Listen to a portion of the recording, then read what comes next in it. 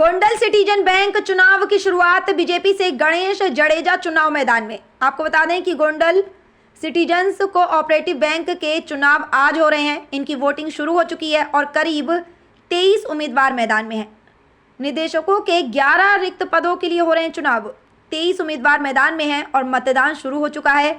ये पहली बार है कि गोंडल सिटीजन्स कोऑपरेटिव बैंक चुनाव में कोई उम्मीदवार जेल से चुनाव लड़ रहा है।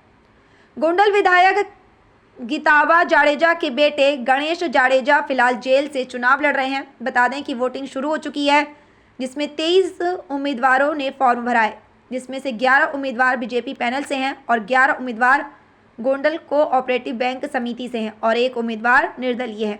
इसलिए इस बार असली खेल देखने को मिल सकता है। गोंडल के पूर्व विधायक जयराज सिंह जाडेजा वोट डालने मतदान केंद्र पहुंचे और उनके साथ राजकोट जिला भाजपा अध्यक्ष अल्पेश भाई धोलरिया ने वोट डाला। राजकोट जिला भाजपा अध्यक्ष अल्पेश भाई धोलरिया ने गणेश भाई जाडेजा की जीत का दावा किया है। शाहिद मकवाना की गुजरात से खास रिपोर्ट। जेल में चूंटणी लड़ी रहा है। गणेशभाई कदाच घरे होय तोय चूंटाई जाए। ये बहारना लोकोने एम लागे छे कि जेल में रही चूंटे। अमारा माटे ये मोटी बात नहीं। एनु कारण ई छे कि गणेशभाई छेल्ला 5-7 वर्षथी आ गोंडल में सेवानो अखाड़ो खोल्यो छे।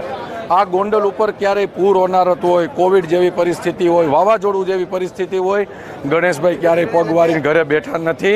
एना माटे गोंडलना दिलमां गणेशभाई छे, गणेशभाईना दिलमां गोंडल छे। लोको खूब ज प्रेम करे छे अने एना माटे आ लोको आवे छे ई गणेशभाईने अने अमारी आखी पेनलने आशीर्वाद देवा माटे आवे छे।